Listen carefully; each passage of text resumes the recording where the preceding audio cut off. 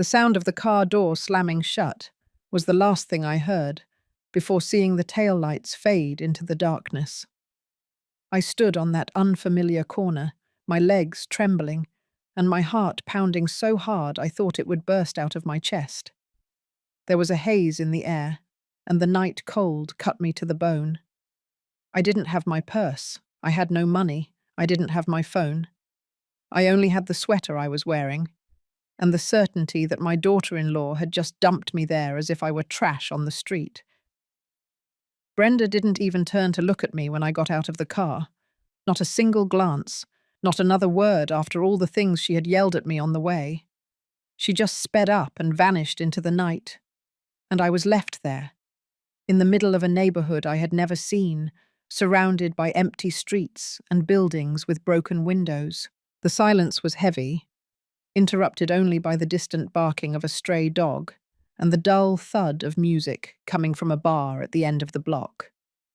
I looked around, searching for something familiar, any landmark that would tell me where I was or how to get back home. But there was nothing. Only long shadows under the yellowish glow of the streetlights and the smell of dampness and piled-up garbage. I felt the tears beginning to sting my eyes, but I held them back. I wasn't going to cry out here, exposed, vulnerable. Not yet. How had I come to this? How had I allowed my life to turn into this silent nightmare where my own family treated me worse than a stranger? The question hit me so hard that I had to lean against the wall of a building to keep from falling over. My hands were shaking.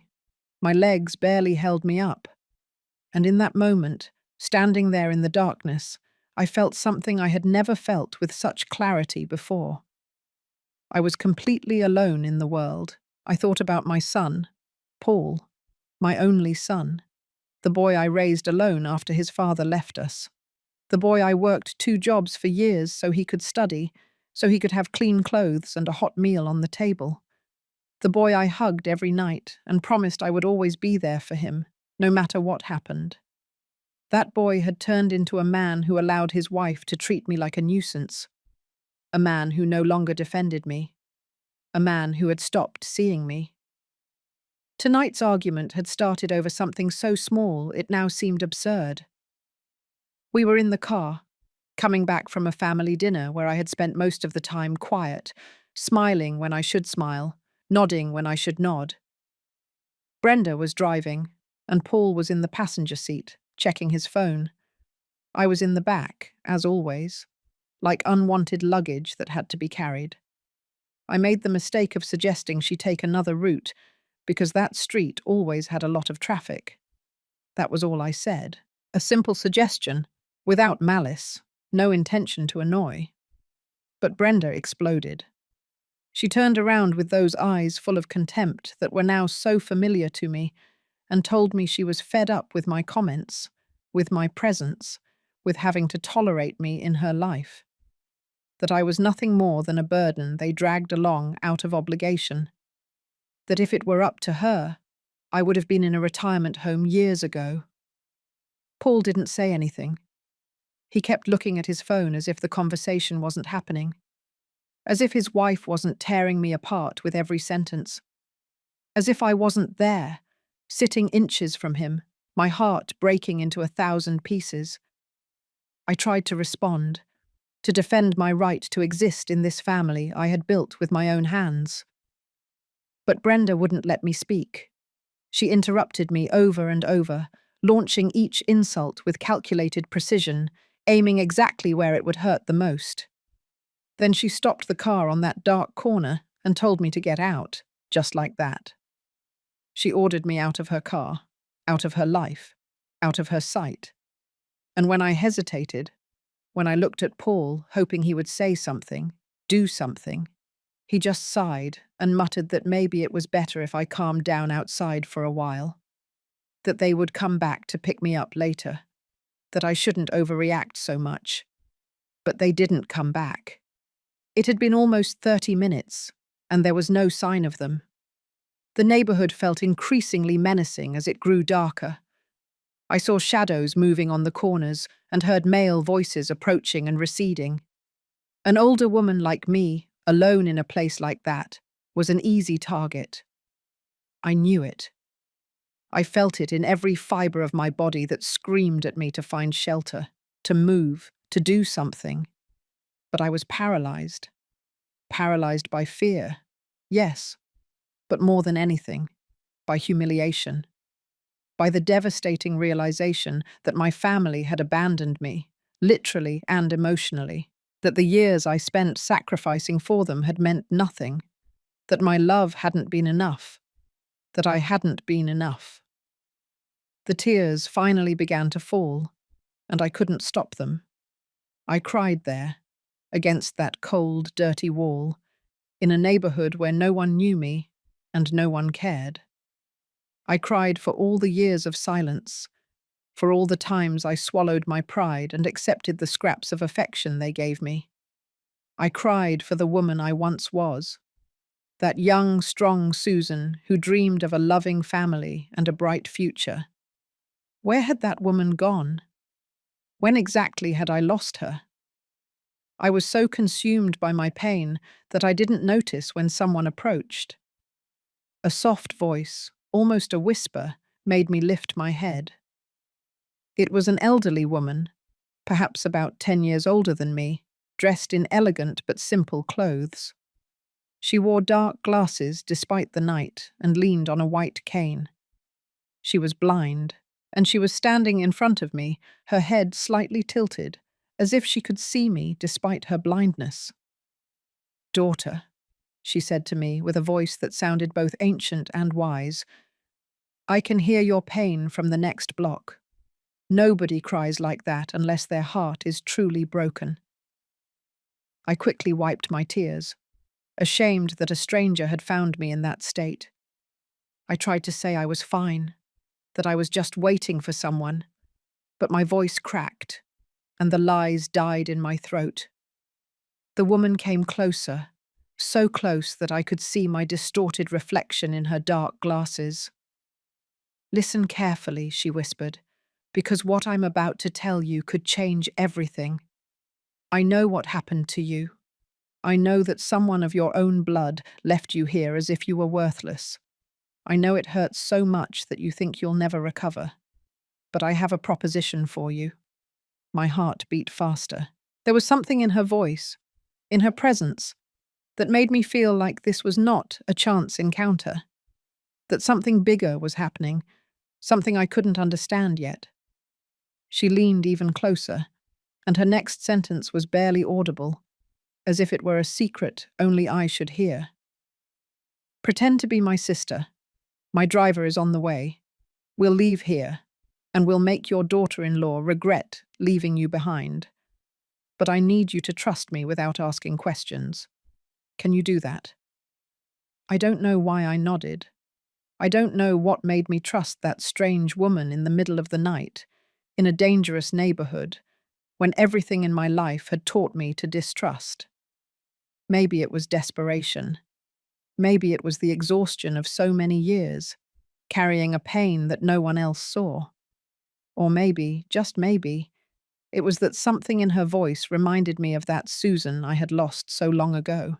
That woman who wasn't afraid to trust, to take risks, to believe that something good could still happen.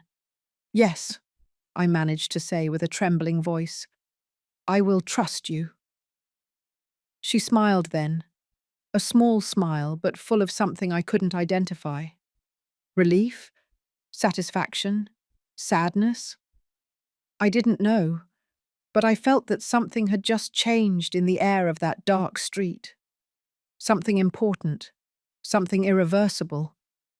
As if the universe itself had heard my pain and decided, at that precise moment, to offer me a way out that I hadn't asked for, but desperately needed. A black car appeared at the end of the street, silently gliding toward us. It was elegant, expensive, completely out of place in that run-down neighborhood.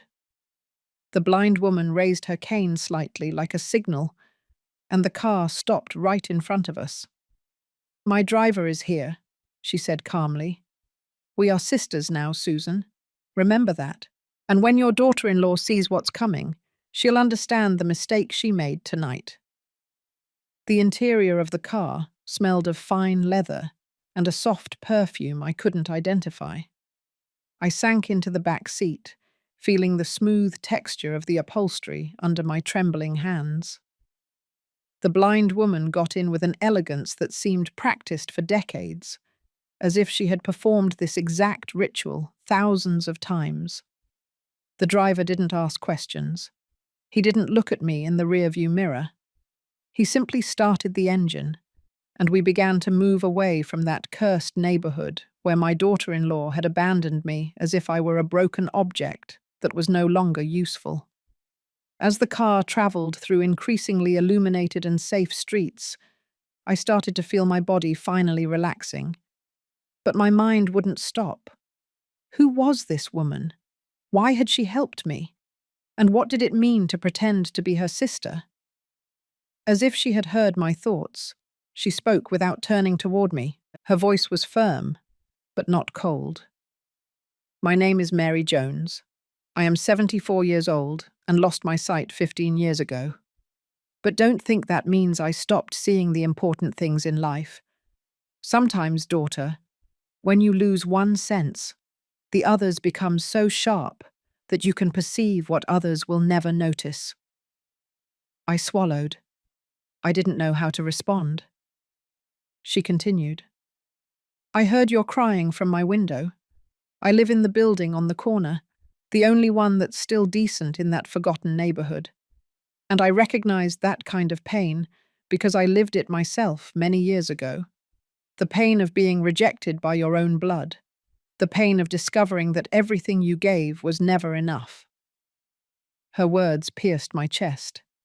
That was exactly it. Exactly what I felt, but hadn't been able to express clearly. I looked out the window, watching the city lights pass, and felt the tears well up in my eyes again. Tell me, Mary said softly. Tell me how you got to this moment. Tell me your story, Susan. And so I did. Because there was something about that woman, in her serene presence and in her voice full of understanding, that made me feel safe. I started from the beginning, from when Paul was just a baby, and his father decided that the responsibility of a family was too much for him. He left me a note on the kitchen table and $500 that evaporated in less than a month between diapers and formula. I worked cleaning offices at night, while Paul slept in a carrier strapped to my back. During the day, I worked at a laundry folding sheets until my arms ached. I slept 4 hours if I was lucky. I ate the leftovers. Everything good was for my son. All the money I earned went toward his education, his clothes, his books. Mary listened in silence, nodding slightly from time to time. The driver kept driving soundlessly, like a ghost at the wheel. I continued telling her how Paul grew up to be a good boy. He studied well, helped me around the house, told me that when he grew up, he would buy me a big house where I could finally rest. He promised he would take care of me just as I had taken care of him. And I believed him. God, how I believed him. Then he met Brenda. At first, she seemed like a proper girl. She came from a family with money. She had educated manners. She smiled when she should smile. Paul was in love, and I just wanted to see him happy. I never imagined that woman would become my worst nightmare. The first months after the wedding were subtle. Brenda started suggesting I visit less, that they needed their space as a young couple. Then came the comments about my clothes, about my cooking, about my opinions which she claimed were old-fashioned. Paul defended me at first, but over time his defenses grew weaker until they disappeared completely.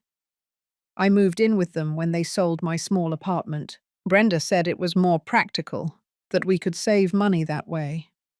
What she didn't say was that I would become their unpaid maid.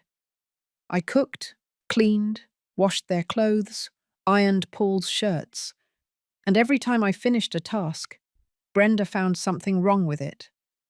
The food was too salty or too bland.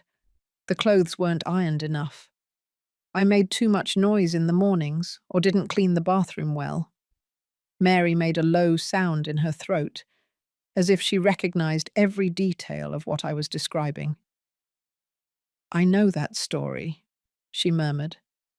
"I've heard it so many times in so many different versions, but the pain is always the same." I kept talking because I couldn't stop. I told her about the family dinners, where I sat at the end of the table like an awkward guest instead of the mother of the family. About the conversation that would fall silent when I entered the room. About how Brenda forbade Paul to give me money for my personal expenses, telling him I would just waste it. I told her about the time I got sick and needed to go to the doctor. Brenda told me to take the bus because she didn't have time to drive me. When Paul suggested that maybe they could pay for a taxi, she made a scene, saying I was always exaggerating my aches and pains to get attention. Paul ended up apologizing to her instead of helping me. Every memory was a new blow. Every story was a wound I had silently kept, thinking that maybe, if I was more compliant, quieter, more invisible, things would get better. But they only got worse. The final straw was tonight. We were coming back from a dinner with Brenda's family. She had invited her parents and siblings, and I was only there because Paul insisted I go. Throughout the dinner, Brenda and her mother talked about how wonderful it would be when they finally had children. About how Brenda would be a perfect mother, not like those women who spoil their sons and make them weak. I knew she was throwing shade at me. I knew every comment was an arrow aimed at me. But I stayed quiet. I smiled when it was time to smile. I nodded when it was time to nod. I became just another piece of furniture in that expensive restaurant where the bill came to $300, and no one asked me if I liked the food. On the way back, I was silent in the back seat. Brenda was driving fast. Too fast. Paul told her to slow down, and she replied that if he didn't like her driving, he could take a taxi. Then I, without thinking, suggested she take the other street, because this one always had traffic at that time. Mary sighed deeply. "And that's when everything erupted, right?" "Yes." Brenda slammed on the brakes so hard I hit the front seat. She turned toward me with a fury I had never seen in her and started screaming at me. That I was nobody to tell her how to drive.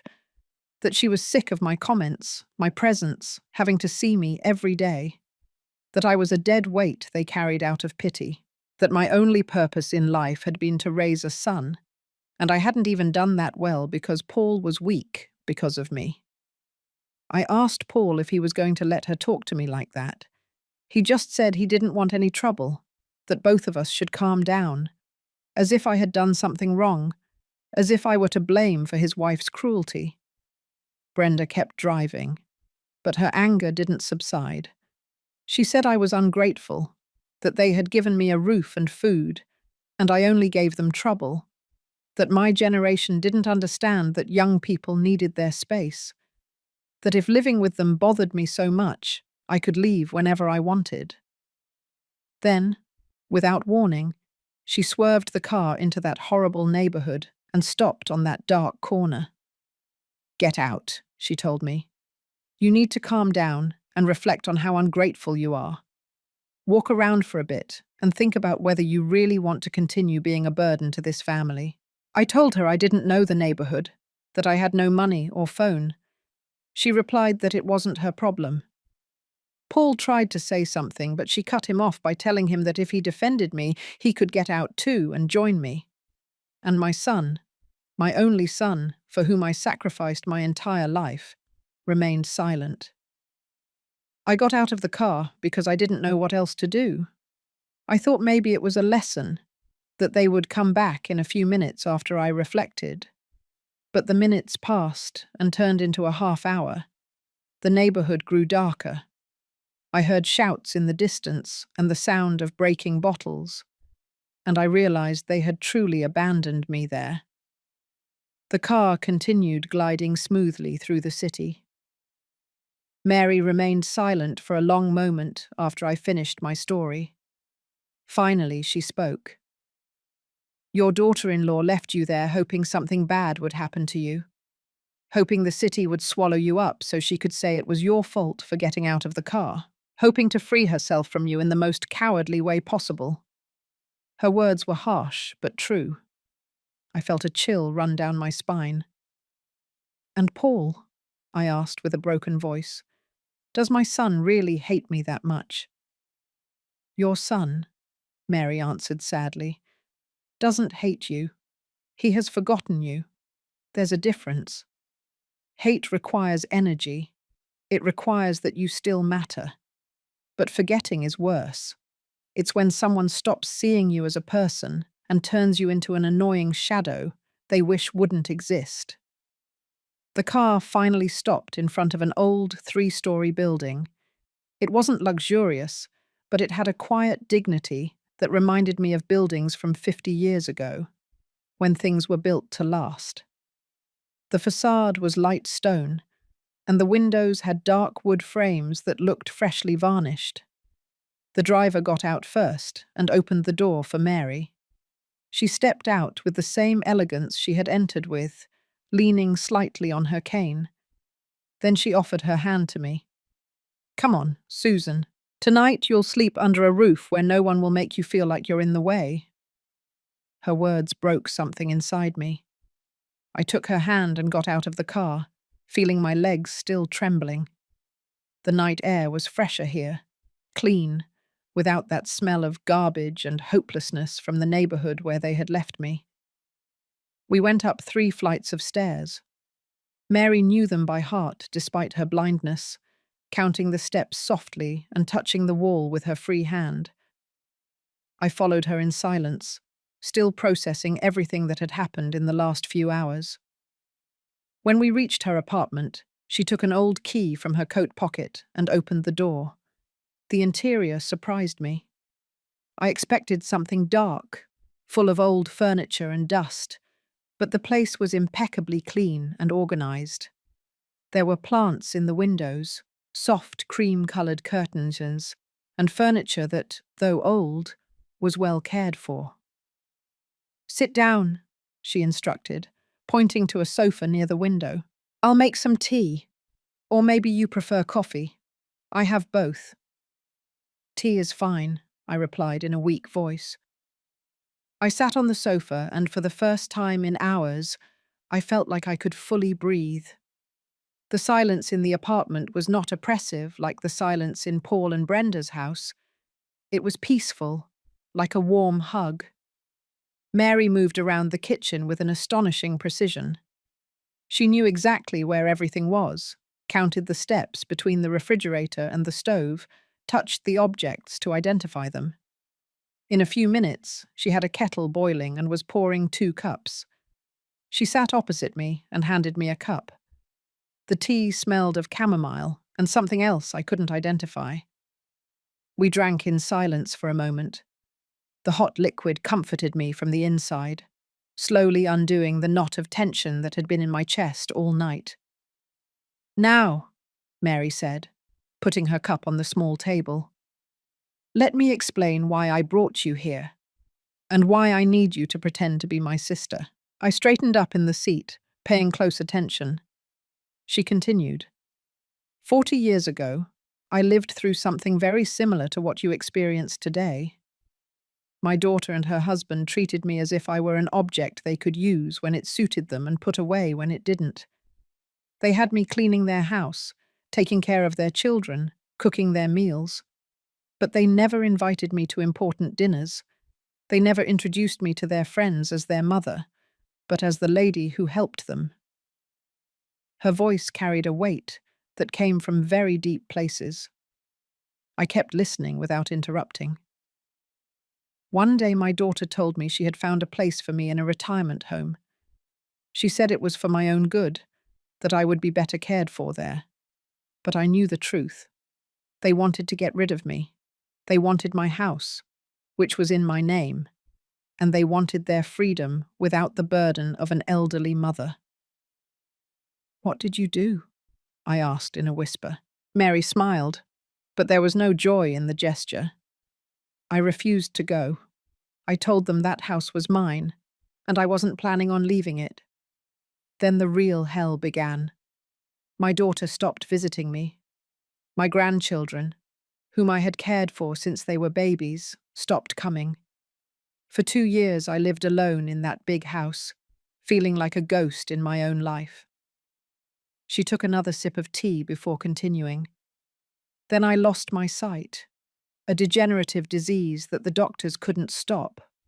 And when my daughter found out, she returned, but not out of love or concern. She returned because she saw an opportunity. A blind woman can't take care of herself, she said. A blind woman needs constant help. And she was willing to help me, of course, as long as I gave her my house. I felt my stomach clench. The story was so familiar it hurt. That's horrible, I murmured.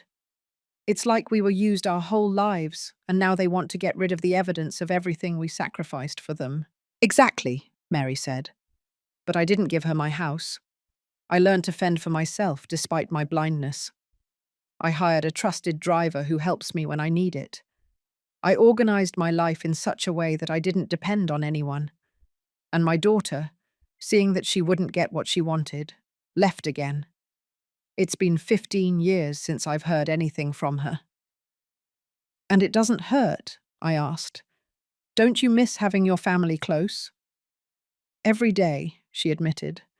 But I learned that it's better to be alone with dignity than accompanied by people who make you feel invisible. The pain of loneliness can be endured. The pain of constant humiliation destroys your soul. Her words resonated in my chest like church bells. There was a profound truth in every syllable. I drank more tea, feeling that something inside me was beginning to change. I didn't know what it was yet, but it was as if a door sealed for years was slowly starting to open. Now, Mary continued, I'll tell you why I need you to pretend to be my sister. It turns out that my daughter found out a month ago that I have a considerable savings account. Money I saved my entire life working. It's almost $200,000 that I plan to leave to a foundation that helps elderly women abandoned by their families. $200,000. The figure took my breath away. It was more money than I had seen in my entire life. My daughter called me after 15 years of silence, Mary continued with irony in her voice. She said she wanted to reconcile, that she had been thinking about me and regretted how things had ended, that she wanted us to be a family again. Did you believe her? I asked, though I already knew the answer. Of course not, but I decided to play her game. I told her I was happy about her call, and that I would be delighted to see her. She's coming to visit me next weekend, and when she arrives, you'll be here, my dear younger sister who has just returned after living years abroad. I didn't understand where all this was going. Why do you want me to pretend to be your sister?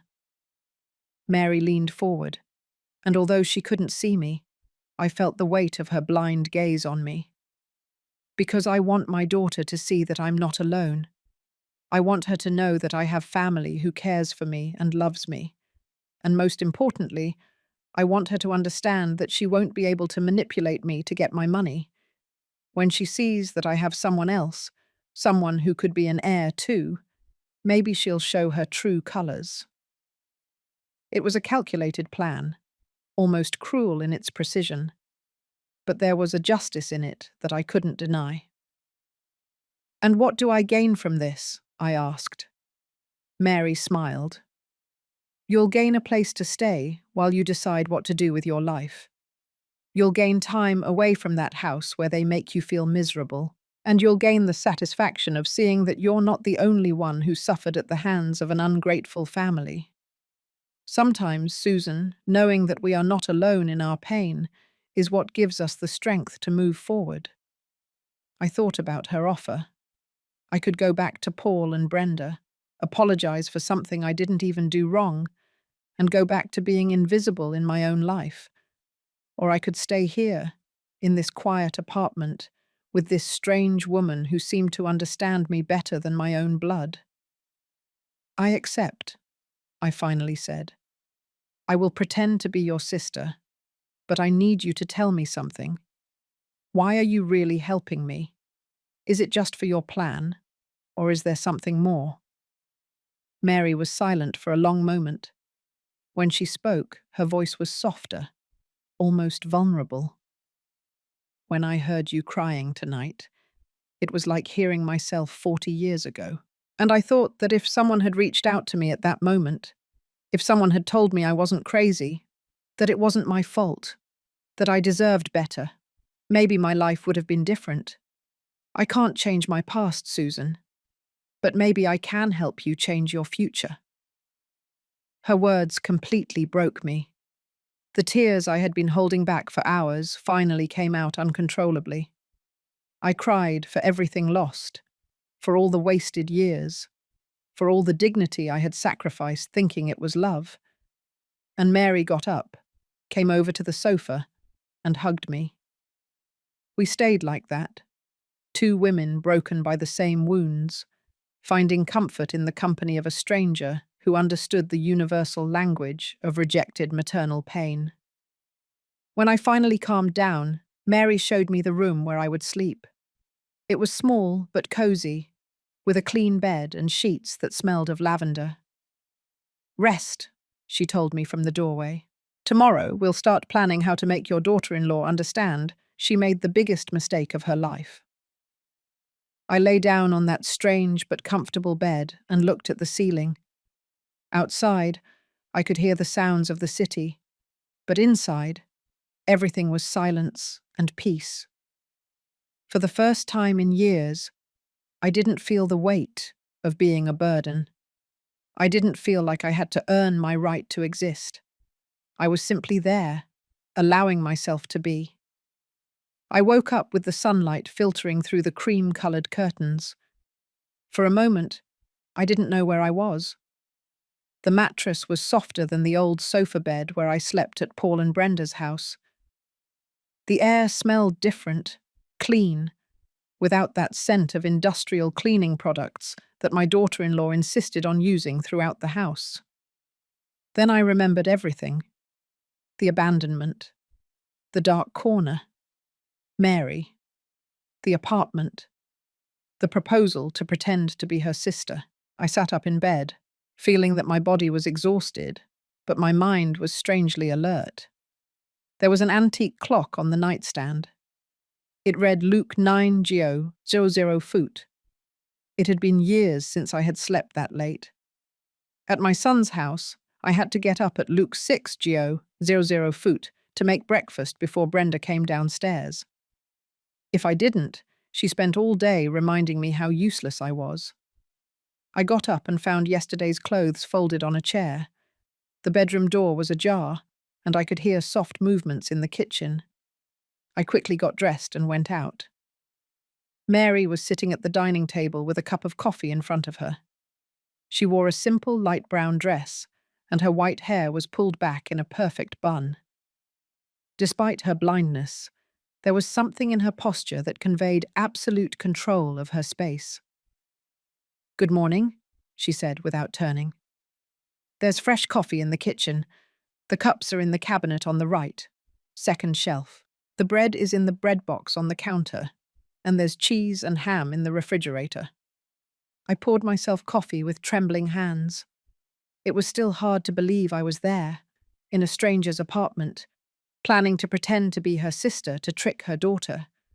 It seemed like a plot from those cheap novels they sold in supermarkets. "Sit down," Mary instructed when I returned with my cup. "We need to talk about the details of our story. If we're going to convince my daughter that we're sisters, every detail needs to fit perfectly." I sat across from her and took a sip of coffee. It was strong and bitter, exactly how I liked it. "What do I need to know?" I asked. Mary leaned back in her chair. "My full name is Mary Jones. I was born 74 years ago in a small town near Kansas City, Missouri. My father was a carpenter, and my mother was a seamstress. I had a younger sister who died of a fever when she was 5 years old. Her name was Susan. I felt a chill run down my spine. Your sister was named Susan? That's right. And you are going to take her place in this story.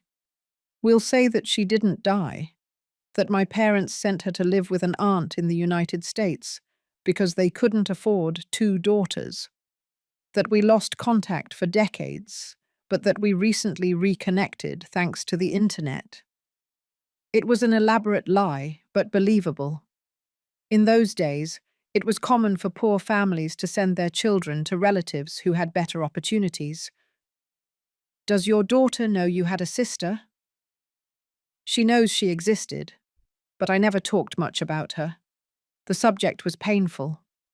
Now I'll tell her I discovered that Susan hadn't died, that all my life I believed a lie my parents told me to protect me from the pain of separation. I drank more coffee, processing the information. And what am I supposed to have done all these years? Mary smiled slightly. You lived in Texas. You married a man who worked in construction. You had 1 son, but your husband died 10 years ago in an accident. Your son lives in California now. He's married and has his own family. You're coming back because you wanted to reconnect with your roots before you got too old. The story was simple but solid. It didn't have complicated details that could make me stumble. And how do you explain me staying here with you? Because you're my sister and we have a lot of lost time to make up for. Plus, you said there are plumbing issues in your apartment in Texas and it will take weeks to fix. So in the meantime, you're staying with me. I nodded slowly. I could do this. I could act as her sister for a few days. It wasn't that different from acting as the perfect daughter-in-law and the invisible mother-in-law for years. At least this time, the role gave me some dignity. There's something else, Mary said in a more serious tone. My daughter's name is Lauren Jones Miller. She's 52 years old. She's married to a man named Jonathan, and they have 2 adult children. Lauren works in real estate and has always been obsessed with money and appearances. What is she like? I asked out of curiosity. Mary sighed. She was a sweet girl when she was little. She liked to paint and dreamed of being an artist. But as she grew up, her father, my husband, put it in her head that art was for poor people and that she should focus on making money. When he died 20 years ago, Lauren had already transformed into someone I didn't recognize, someone hard, calculating, who measured the value of people by what they could give her. It sounded familiar. Perhaps not so different from how Brenda measured my worth by the services I could provide her. When she comes to visit you, I continued asking, how should I behave? Like my sister, with confidence, with familiarity. Don't be intimidated by her. Remember that in this story, you lived in the United States for decades. You are a woman who has seen the world, who has worked hard, who has lost and survived. You have your own strength. Don't let Lauren make you feel small. Her words filled me with something akin to courage. For years I had shrunk myself to take up less space, to annoy less, to be less visible. What would it feel like to do the opposite? What would it feel like to take up space without asking permission? We spent the rest of the morning going over details. Mary told me stories from her childhood that I needed to know if I were truly her sister. She spoke to me about the town where they grew up, the house with the red-tiled roof and a dirt yard, the mango tree they used to play under. She described her parents in such detail that I could see them in my mind. The serious but affectionate father, the quiet but strong mother. She also taught me how to move around the apartment without disturbing her. Mary had everything organized in a certain way to be able to navigate her space without sight. The furniture never moved. Objects always returned to the same place. It was a perfect system born out of necessity. At noon, we prepared lunch together. I cut the vegetables while Mary cooked them, using her sense of smell and hearing to know when they were ready. I was surprised by how independent she was. She didn't need constant help, just occasional small indications. While we ate, Mary spoke more about her plan. Lauren is coming on Saturday in 4 days. That gives us time for you to familiarize yourself with the story and with this place. I also need you to go shopping. Shopping? I asked, confused. Mary nodded. You need new clothes. If you lived in the United States and have a stable life, you can't dress like someone who has been serving in other people's houses. You need to look like an independent woman, with dignity and her own resources. I felt a mixture of excitement and shame. I couldn't remember the last time I bought clothes for myself. Everything I had were old, worn-out garments that Brenda sometimes passed down to me when they no longer fit her. But I don't have any money, I said quietly. I will give you the money. Consider this an investment in our plan. Besides, she said with a small smile, I want my sister to look good when you meet my ungrateful daughter. That afternoon, the driver took us to a shopping mall. Mary gave me $500 in cash and told me to buy what I needed. Pants, blouses, a nice dress, comfortable but elegant shoes. Clothes that would make me feel like the woman I should have been if I hadn't spent decades making myself invisible. I walked into the stores feeling like I was doing something forbidden. Every time I touched a garment, a voice in my head told me it was too expensive, too nice, too good for me. But I pushed that voice down and started trying things on. I bought 2 pairs of dress pants in black and dark grey, 3 blouses in soft but elegant colours, a wine-coloured dress that fit me perfectly and made me look 10 years younger, closed-toe shoes with a small heel that gave me height without being uncomfortable. I even allowed myself to buy a light perfume that smelled of white flowers. When I returned to the car carrying the bags, I felt something strange in my chest. It was happiness. Simple, almost childlike happiness, for something as basic as having new clothes that I had chosen myself. I felt like crying, but I held back.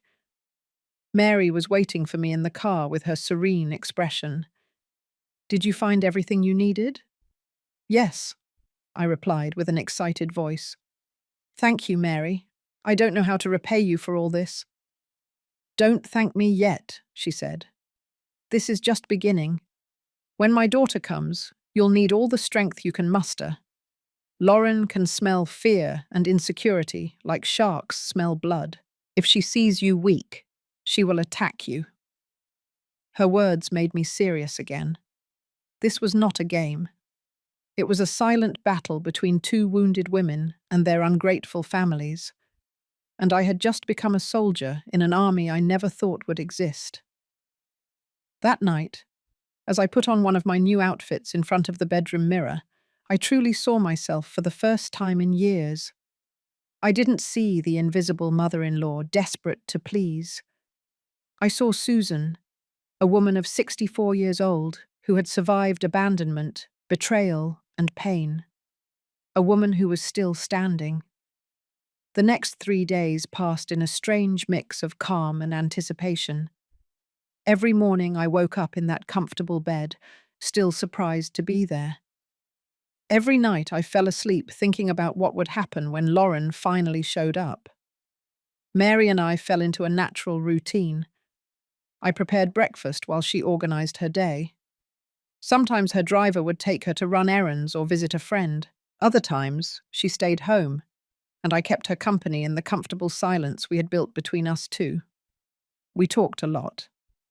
I told her more details of my life with Paul and Brenda, things I had never told anyone because I was ashamed to admit them out loud. Like the time Brenda made me wash her underwear by hand, because she said the washing machine ruined them. But in reality, she just wanted to humiliate me. Or when Paul asked me not to come down for dinner because they had important guests and my presence might be awkward. Mary listened to every story attentively and sometimes added her own experiences. She told me about the time her daughter Lauren took her to a retirement home to see it, telling her it was just an educational visit, but then tried to leave her there by signing papers behind her back. Mary had to call a lawyer to get out of that place. On Thursday afternoon, we were having tea when Mary said something that changed my perspective on everything. Do you know the difference between you and me, Susan? I learned years ago that love is not begged for. True love is given freely, or it is not love. What you have been receiving from your son is not love. It is tolerance conditioned on your usefulness. Her words hurt because they were true. I had spent years trying to earn Paul's love by being more useful, quieter, more invisible. Thinking that if I was perfect, if I didn't cause problems, if I became absolutely indispensable, then he would love me. But Mary was right. What I was looking for wasn't love. It was surviving the scraps of affection they threw at me when it suited them. That night, I stood in front of the bathroom mirror and looked at myself with brutal honesty. I was 64 years old, wrinkles around my eyes and mouth, grey hairs I had stopped colouring years ago because Brenda said it was an unnecessary expense, rough hands from so much cleaning and washing.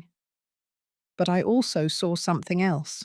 I saw a woman who had survived, who had raised a son alone, who had worked until exhaustion, who had endured humiliations that would have broken weaker people. I was not a finished woman. I was a woman who was just beginning to wake up. On Friday, Mary told me we needed to do something important. We're going to the bank. I want to add you as a beneficiary to my account. I froze. Mary, you can't do that. You barely know me. It's only been a few days. She smiled with that serene expression that was already familiar to me. Precisely why I can do it. You don't know me well enough to want to steal from me. You don't have expectations about my money.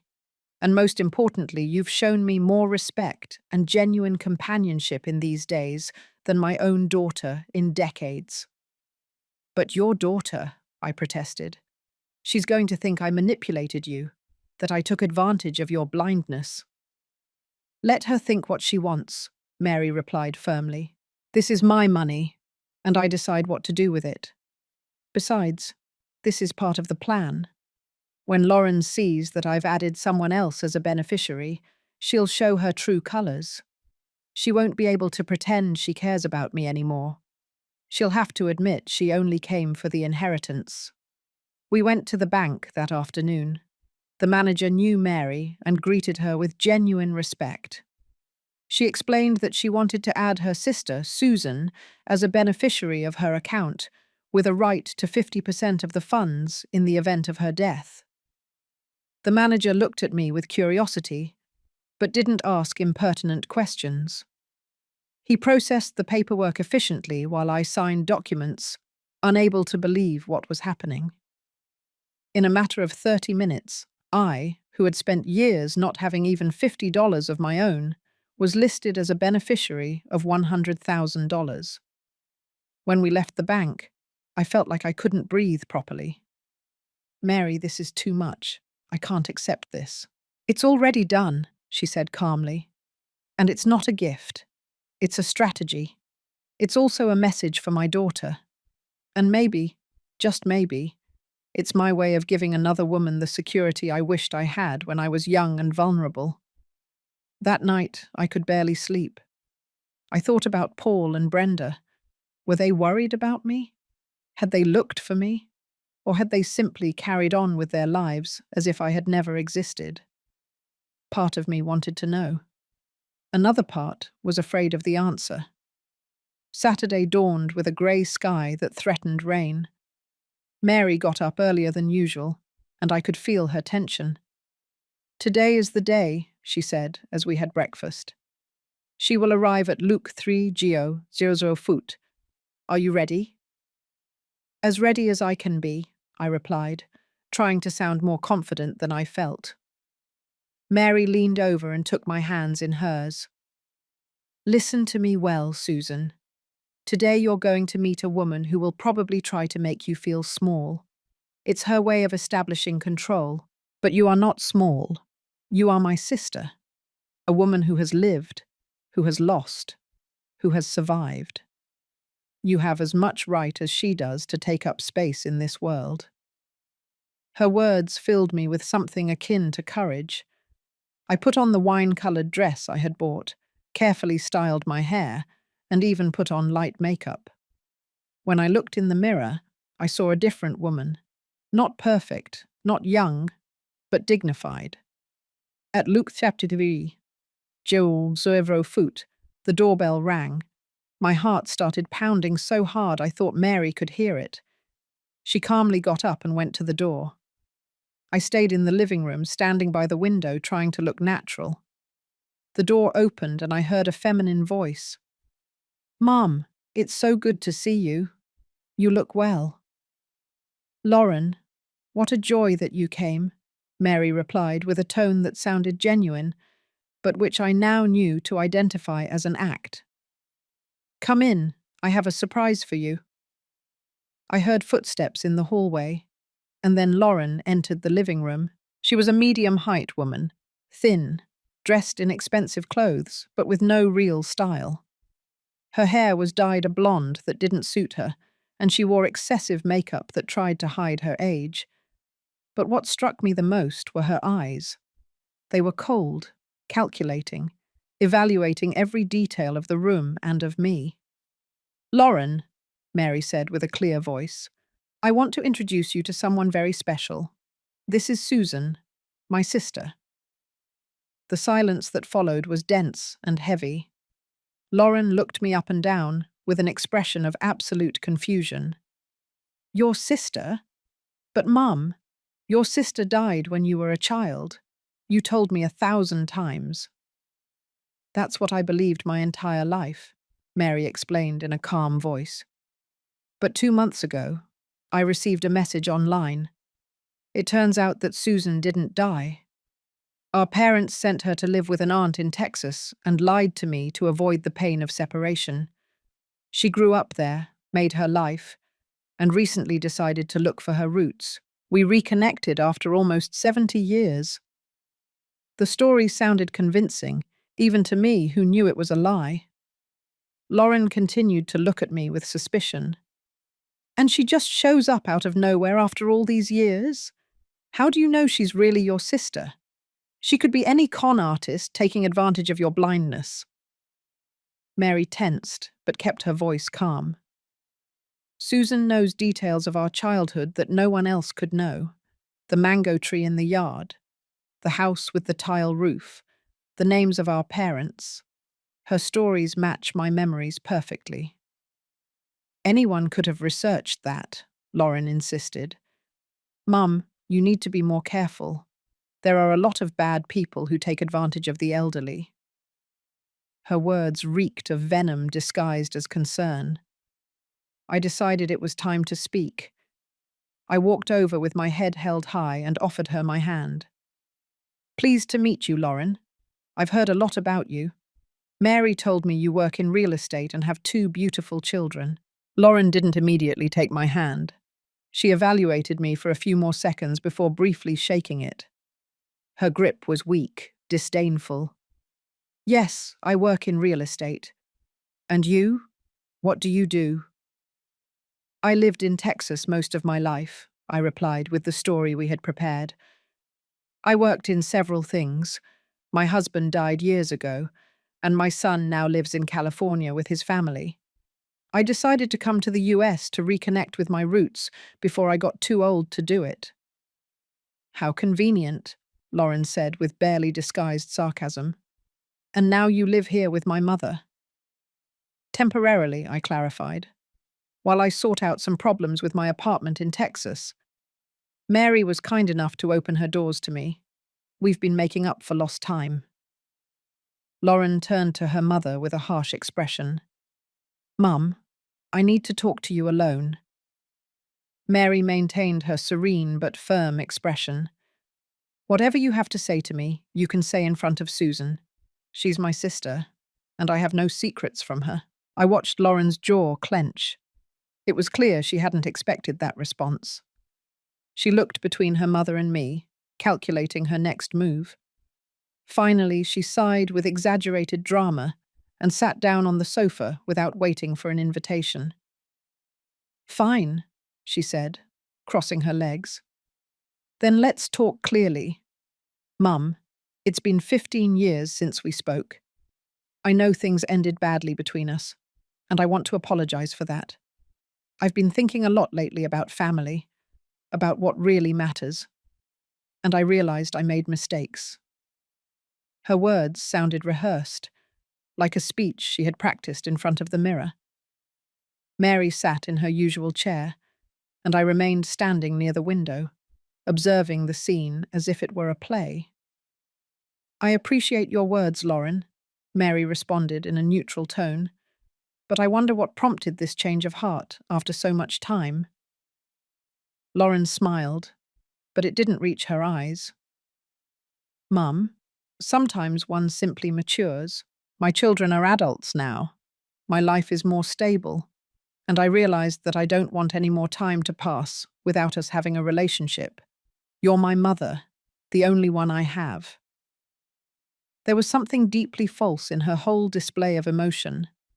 I recognized it because I had seen similar performances in Brenda 1,000 times. That way of saying the right words, while the eyes told a completely different story. "And then I show up," I said, interrupting the moment. "And that complicates your plans for reconciliation." Lauren looked at me with barely contained coldness. "I don't know what you mean." I walked over and sat down on the other sofa, facing her directly. "Of course you do. After 15 years of silence, you show up just when Mary has family again, when she's no longer alone and vulnerable like you left her." Lauren's face hardened. "You have no right to comment on my relationship with my mother. You just showed up in her life 2 months ago. I'm her daughter. I've known her since I was born." "And yet you abandoned her," I replied, feeling a strength I didn't know I possessed. "You left her alone for 15 years. No calls, no visits, no knowing if she was okay or if she needed help. I barely know her, and I've been more present than you in over a decade." The silence that followed was tense and electric. Mary remained quiet, allowing the confrontation to unfold. Lauren looked at me with pure hatred, all her masks of a concerned daughter quickly vanishing. "You don't know what you're talking about," Lauren said with a cold voice. "You don't know the whole story. My mother and I had differences. That's all. Differences that I now want to resolve." "Differences about your attempt to put her in a retirement home to keep her house?" I asked. "Mary told me that story. She told me how you tried to make her sign papers without reading them, how you wanted to declare her incompetent just because she lost her sight." Lauren abruptly stood up. "That's a lie. My mother is confused. Blindness sometimes affects more than just sight. It affects memory, the perception of things." "Enough," Mary said, with a voice that cut the air. "Lauren, my mind is perfectly clear, and I remember exactly what happened 15 years ago. I remember how you took me to that place, telling me it was just a visit. I remember how you signed the admission papers without my consent, and I remember how I had to call my lawyer to get out of there." Lauren opened her mouth to protest, but Mary raised her hand. "I'm not finished.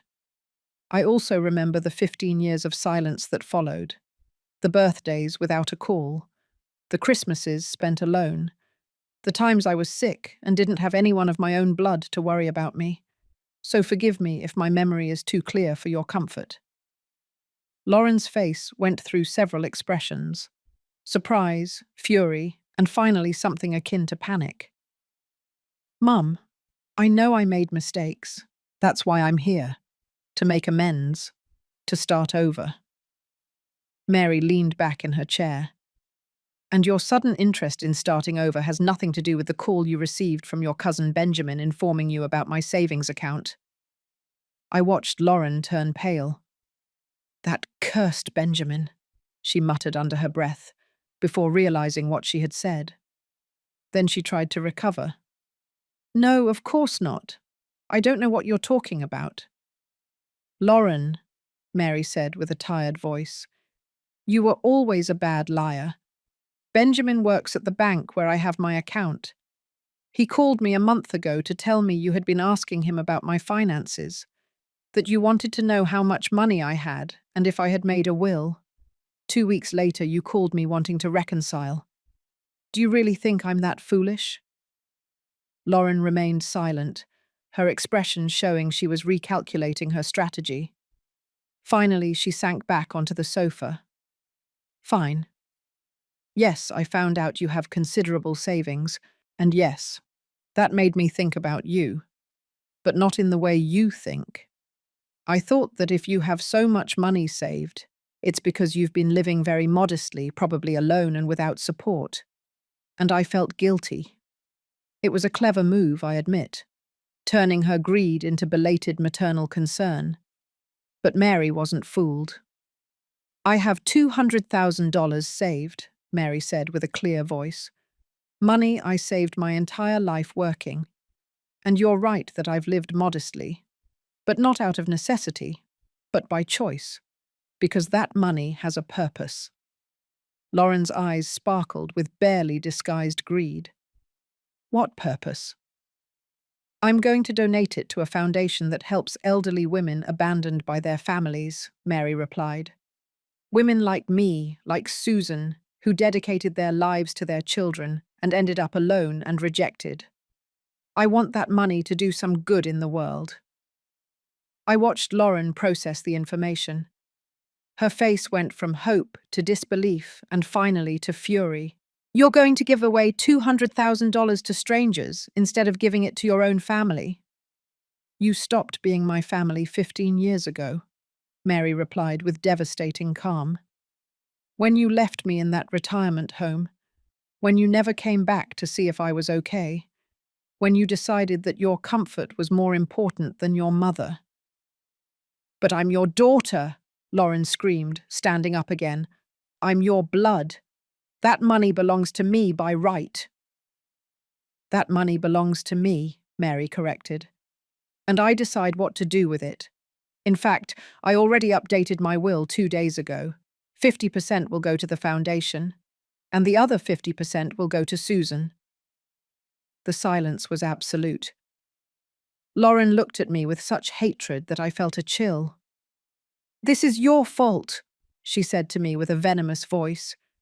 You show up out of nowhere and put ideas in her head. You're a con artist, a manipulator who takes advantage of vulnerable elderly people. Be careful what you say, I replied, standing firm despite the fear I felt. Your mother is perfectly capable of making her own decisions. And if she decided to leave me something, it's because I've been here. I've been her company. I've listened to her stories. I've done what you should have done all these years. Lauren turned to her mother in desperation. Mom, please, you can't do this. I'm your daughter.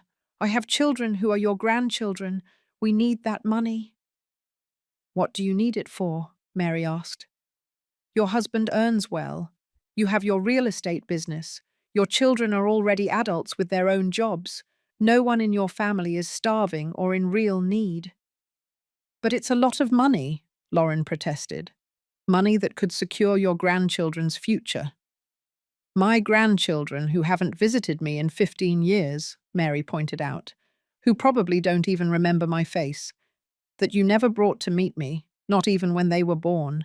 Forgive me if I don't feel obligated to secure the future of strangers who share my blood, but not my life.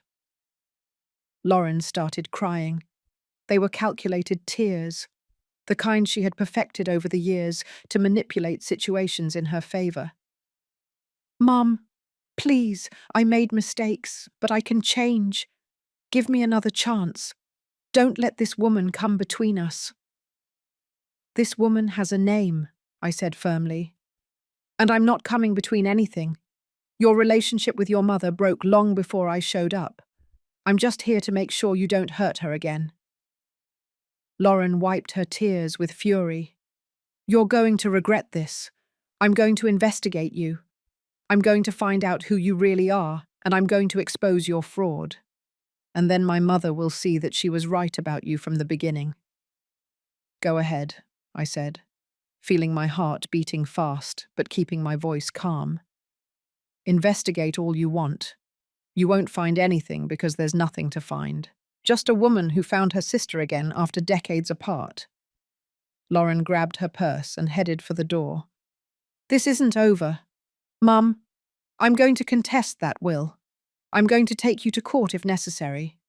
That money is mine by right, and I'm not going to let a con artist take it from me." "You can try," Mary replied calmly, "but I have all the documents in order. My will was made by the best lawyer in the city, and I was evaluated by 3 different doctors who certified my mental capacity. You don't have a case, Lauren. All you'll achieve is spending money on lawyers who won't give you what you want in the end." Lauren stood by the door with her hand on the knob. Her body trembled with contained rage. I realized she was trying to decide if there was any other strategy she could use, any other card to play. Finally, she turned to us one last time. Her face had completely changed. Nothing remained of the remorseful daughter or the concerned woman. There was only pure, hard contempt. "You know what, Mum?" she said with a voice cold as ice. "You're right. I don't need you. I never really needed you.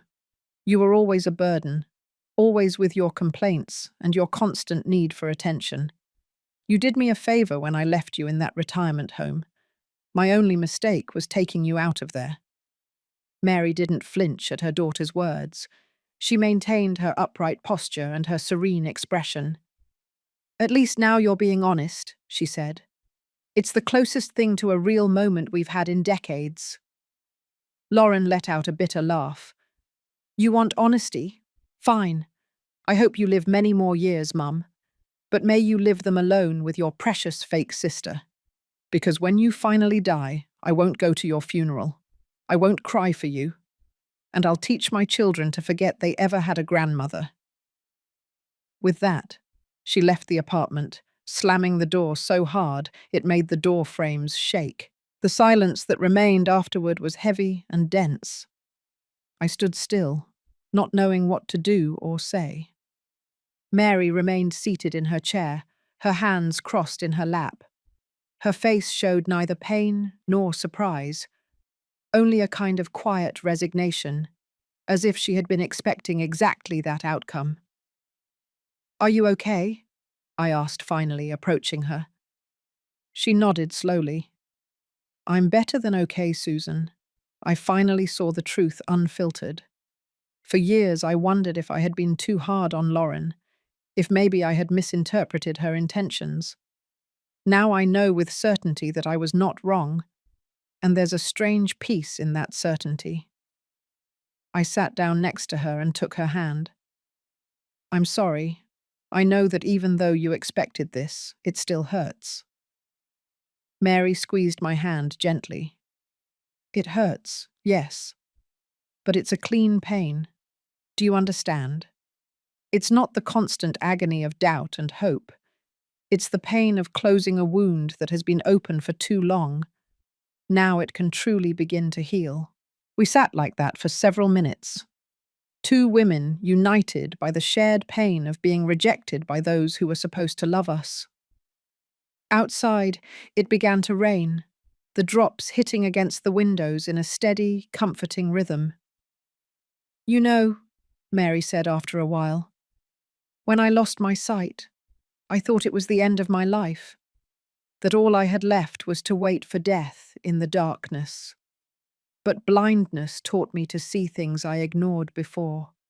It taught me to truly listen, to feel people's energy, to distinguish between empty words and true ones." She turned toward me, although she couldn't see me. "And that's why I knew from the moment I heard you crying on that corner that you were different, that your pain was genuine, that you weren't acting or manipulating. You were just broken and needed help, like I was broken once. Her words filled my eyes with tears. Thank you for helping me, Mary. Thank you for giving me a place to regain my dignity. She smiled. Don't thank me yet, because now comes the hardest part. Now you have to decide what to do with your own life, with your own son and your own daughter-in-law. You have to decide if you're going to go back to being invisible, or if you're going to claim your right to exist with dignity. The question hit me like a punch to the stomach. During these days, I had been so busy helping Mary with her situation that I had avoided thinking about mine. But she was right. Eventually, I would have to face Paul and Brenda. I would have to decide what kind of relationship, if any, I wanted to have with them. I don't know if I can do what you did, I admitted. I don't know if I'm strong enough to cut ties with my only son. Mary leaned forward. Strength is not cutting ties, Susan. Strength is setting boundaries. It's saying, I love you, but I won't accept you treating me as less than human. It's choosing your own peace over their comfort. Can you do that? I wasn't sure, but I knew I couldn't go back to being the woman I had been before. That woman who made herself small, who apologized for existing, who accepted scraps and called them love. That woman had died on that dark corner where they abandoned me. I can try, I finally said. I can try to be stronger. That's all any of us can do, Mary replied. Try. And if we fail, we get up and try again. That night, as the rain continued to fall outside, Mary told me more stories about her life. She talked about when she was young and strong, when she dreamed of being a dancer, but her family couldn't afford the classes. She told me about her husband, a man who genuinely loved her for 30 years before dying of a heart attack. She spoke about her little daughter, before the world hardened her and turned her into the bitter woman who had been in the apartment today. She also spoke about her real sister, the true Susan who died at 5 years old from a fever, the girl who was her best friend during the few years she lived, the sister who chased butterflies with her in the yard and who shared whispered secrets in the darkness of their shared room. When I saw you that night, Mary said with a soft voice, for a moment, it was as if my sister had returned, as if the universe was giving me a second chance to have someone who genuinely cared without expectations or conditions. I felt that too, I admitted, like I had found the family I was always supposed to have, the family we choose instead of the one we get by blood. Mary nodded. Exactly. And you know what, Susan? Maybe that's the most important lesson we both needed to learn. That family is not defined by blood, but by love, respect, and genuine presence. And by that definition, you and I are more sisters than Lauren and I ever were mother and daughter. We hugged then, two women whom destiny had united in the darkness and who now supported each other in the light. Outside, the storm continued to roar, but inside there was peace. A peace neither of us had felt in years. The next day, I woke up with a strange feeling. It was as if something had changed during the night, as if an invisible burden I had been carrying for years had finally lightened a bit. Mary was in the kitchen making coffee. "Good morning, sister," she said to me with a smile. And for the first time, the word didn't feel like an act or a convenient lie. It felt like the truth. "Good morning," I replied, feeling myself smile too. "What will we do today?" "Today," Mary said, pouring 2 cups of coffee, "we are going to start planning your future, because you have to decide what to do when Paul and Brenda finally look for you. And believe me, they will look for you. Guilt or convenience will eventually bring them back." She was right, of course. I couldn't hide in Mary's apartment forever. Eventually, I would have to face my own reality. my own broken family, my own difficult decisions. But for the first time in years, I felt that maybe, just maybe, I had the strength to do it.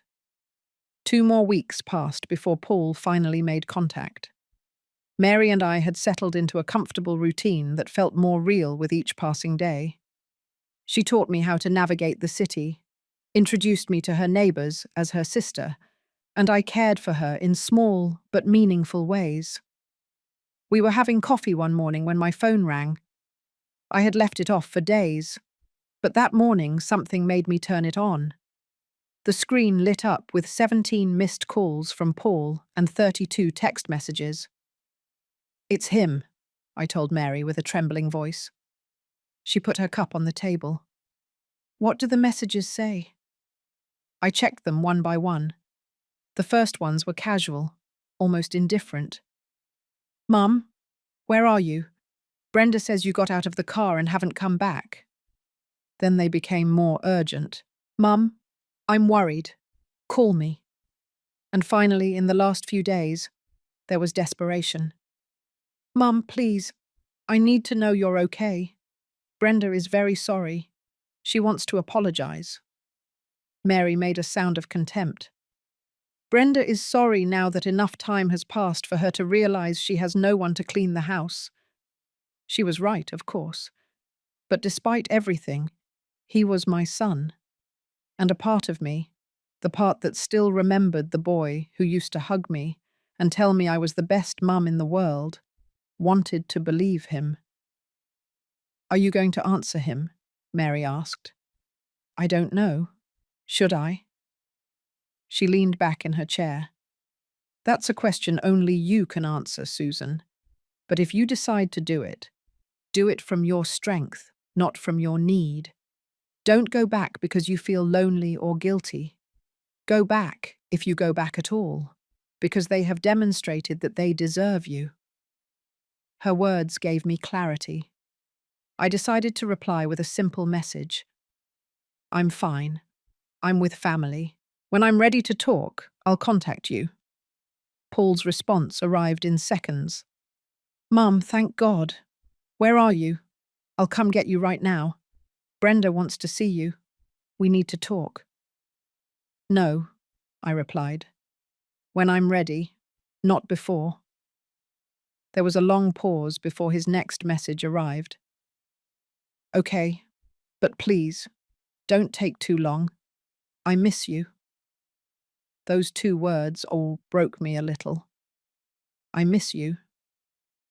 Was it true? Or did he just miss my services, my silent presence that made his life easier? I didn't know, and that uncertainty hurt me more than anything else. For the next few days, Paul continued sending messages. Some were simple greetings, others were more elaborate, telling me about his day, about things happening at the house. Brenda appeared in some messages, always in the third person. Brenda says she's sorry. Brenda asks when you're coming back. Brenda wants to talk to you. Never herself. Always through Paul, as if even her repentance had to be mediated, filtered, made more acceptable through someone else. Mary noticed my growing restlessness. "Are you thinking of going back?" she said one afternoon. It wasn't a question.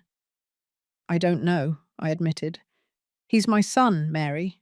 He's the only thing I have in this world besides you."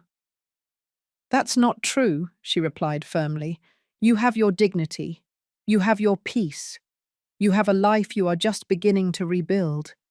And you have me, yes. But you also have something more important. You have yourself." "But what if he really has changed?" I asked desperately. "What if Brenda really is sorry? What if I can have a relationship with my son that is real?" Mary sighed. "Then put them to the test. Don't go running back. Make them come to you. Make them prove that this repentance is real and not just convenience." She was right. I sent Paul a message. "If you want to see me, you can come here." And I gave him Mary's apartment address. His response was immediate. We'll come tomorrow. What time works for you? At Luke 4 Geo 00 foot in the afternoon, I replied. That night, I could barely sleep. Mary found me in the living room at Luke 3 Geo 00 foot in the morning, sitting in the darkness, looking out the window. She sat down next to me without saying anything for a long time. I'm scared, I finally admitted. I'm afraid that they'll see me, and I'll turn back into that small woman who doesn't know how to say no. I'm afraid that everything I've learned here will evaporate the moment I see my son. Mary took my hand. Then remember this, Susan. Remember how you felt when they left you on that corner. Remember the humiliation, the fear, the feeling of being worthless. And ask yourself if any amount of apology can erase that. I'm not saying you shouldn't forgive them, but forgiveness does not mean forgetting. And it definitely does not mean putting yourself back in a position where they can hurt you again. At Lukbonzo Chumsom foot in the afternoon the next day, the doorbell rang. Mary stayed in her room, giving me privacy, but close enough to intervene if necessary. I opened the door with my heart pounding so hard I thought it would jump out of my chest. Paul was there, and behind him Brenda. My son looked tired, with deep, dark circles and a thinner face than I remembered. Brenda, on the other hand, looked uncomfortable but not exactly remorseful. She wore expensive clothes and perfect makeup, as if this were a business meeting and not an apology. "Mum," Paul said, and there were tears in his eyes. God, I was so worried. He took a step forward as if to hug me, but something in my posture stopped him. "Come in," I said, my voice colder than I intended. They sat on the sofa, looking around the apartment with poorly disguised curiosity. Brenda especially evaluated every detail, probably calculating the value of things. "Who lives here?" Paul asked. "You said you were with family." "An aunt," I lied, using the story Mary and I had agreed upon. "An aunt I hadn't seen in years. She's been taking care of me." Brenda finally spoke. "Susan, I want to apologize for what happened that night. I was stressed. I wasn't thinking clearly. I never should have left you in that neighborhood. It was a terrible mistake." Her words sounded rehearsed, empty.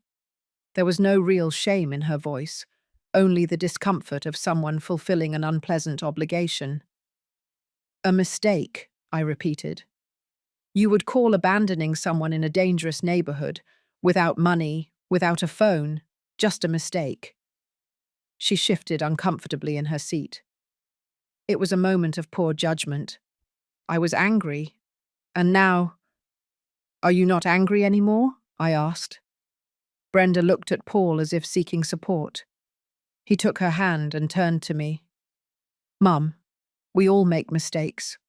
Brenda already apologized. I'm sorry too. I should have defended you that night. I should have looked for you immediately. But I'm here now. We want you to come home." "To do what?" I asked. "To continue being your maid? To continue being invisible until you need me for something?" Paul seemed genuinely surprised. "You're not our maid. Mum." I looked at my son with a mixture of sadness and clarity I had never felt before. "I'm not." "Paul, when was the last time you asked me how I was? When was the last time we ate dinner together as a family, instead of me serving and eating alone in the kitchen? When was the last time you treated me like your mother, and not like someone who's there to make your life easier?" Paul lowered his gaze. His hands trembled slightly. I didn't realize you felt that way." "Why didn't you ever ask?" I replied. "Because it was easier not to see my pain. Because as long as I didn't complain, you could both keep pretending everything was fine." Brenda stood up abruptly. "Look, we already apologized. I don't know what else you want from us. If you don't want to come back, that's fine. But don't make us feel like monsters. We gave you a roof, food, everything you needed." "And what did I give you?" I asked, feeling something dark and powerful growing in my chest. "I gave you my youth, raising Paul alone. I gave you my free labor, cleaning your house for years.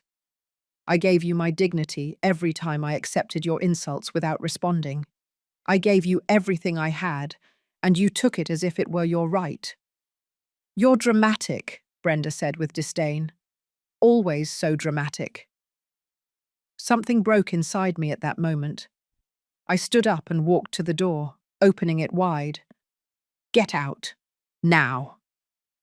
"Mom," Paul protested. "Please don't do this." I looked at him with tears in my eyes, but with a firm voice. "I love you, Paul. I will always love you because you are my son. But I will not go back to a house where they make me feel worthless. I will not be invisible again. If you want to have a relationship with me, it will be on my terms, with respect, with dignity, with real love. Or it won't be." Paul stood up slowly, his face showing something that might have been comprehension, or perhaps just defeat. Brenda was already at the door, clearly anxious to leave. "Where are you going to live?" Paul asked with a broken voice. "Here, with my aunt. She needs me, and I need her. I have a place where I belong now, a place where I don't have to earn my right to exist every day." Paul nodded slowly. "I understand. And I'm sorry, Mum. I really am sorry." "I know," I said more softly. "But feeling sorry isn't enough. You need to prove it, and that takes time." They left then, Paul walking slowly as if every step hurt him, Brenda hurried and annoyed. I closed the door and leaned against it, feeling my whole body tremble. Mary came out of her room and approached. She hugged me without saying anything. I cried on her shoulder, not out of sadness, but relief. I had done it. I had set boundaries. I had chosen my dignity over their convenience. "I'm proud of you," Mary whispered. "I know how hard that was." The following months were a slow but constant healing. Paul called me every week, brief conversations at first, gradually becoming longer and deeper. He told me about his life, but he also started asking me about mine, truly listening to me. Brenda never called. According to Paul, she was resentful and refused to admit she had done anything wrong. Eventually, Paul moved out alone, leaving her. He told me he finally understood that his wife was not the person he thought she was, that he had been blind for years. Mary and I became inseparable. She introduced me to the foundation that helped elderly, abandoned women. I started volunteering there, sharing my story with other women who had lived through similar things. I discovered that my pain, that terrible thing I had carried for years, could become something useful. It could help others heal. A year after that night on the dark corner, Mary became ill. It was something I saw coming, she told me. My heart was tired. The doctors gave her months, maybe weeks. "Don't be afraid," she told me one night as I cared for her in her bed. "I've lived a long life. I've known love and pain, and both were worth it. But the best thing of all is that in my last years, I found my sister. Not the sister I lost as a child, but the sister that fate gave me when I needed her most." I cried then, not for me but for her, for all she had suffered, and for all the wisdom she had gained through that suffering. Mary died 3 weeks later, peacefully, with my hand holding hers. In her will, she left everything as she had said. 50% to the foundation and 50% to me. $100,000 that were not just money, but freedom. The freedom to never depend on anyone again. The freedom to choose my own life. Lauren appeared at the funeral, but only briefly. She looked at me with hatred, but didn't say anything. There was nothing to say. Her mother had died, and she would have to live with the knowledge that she wasted 15 years she could never get back. Paul also came to the funeral. He cried for real, not for Mary, whom he barely knew, but for me, for everything I had been through, for everything he hadn't seen until it was almost too late. Now, 2 years later, I live in a small but comfortable apartment near the foundation. Paul visits me every 2 weeks. Our relationship is not perfect, but it is real. There is respect. There are boundaries. There is genuine love. Sometimes I think about that night when Brenda left me on that dark corner, the night I thought was the end of everything, and I realized that it was actually the beginning of finding myself, the beginning of learning that self-love is not selfishness, but survival. Mary taught me that family is not defined by blood, but by respect and genuine presence. She taught me that it's never too late to reclaim your dignity. She taught me that shared pain can become collective strength. Every week I visit her grave. I tell her about the women we've helped at the foundation, about the lives we've changed using her money and her story, about how her legacy continues to grow. And I always end by telling her the same thing. Thank you, sister, for finding me in my darkest moment, for showing me that light was still possible, because that's what she did. In the midst of my darkest night, when I thought there was no way out, a blind woman appeared who saw what no one else had seen, that I was worthwhile, that I deserved respect, that my story was not over. And she was right. My story was just beginning. Now I help other women write their own new beginnings. I tell them that it's never too late. That age doesn't mean they have to accept mistreatment, that they have the right to live with dignity until their last breath. Some believe me immediately, others need time, but they all eventually see the truth, that they are not the problem, that they don't have to shrink themselves to make space for others, that they can take up all the space they need and still be loved. This is my life now. It's not the life I imagined when I was young, but it is a life with purpose, with meaning, with peace. And that's more than I ever thought I would have. So to any woman who is reading this, who feels invisible, who believes that there is no hope left, you are wrong. There is always hope. There is always a path to the light. Sometimes that path begins in the darkest place, on a forgotten corner, on a cold night, at the moment when everything seems lost. But if you keep your eyes open, if you keep your heart willing, you will find your own Mary, your own guide, your own strength. And you will discover that all this time, the strength was within you. You just needed someone to remind you how to find it.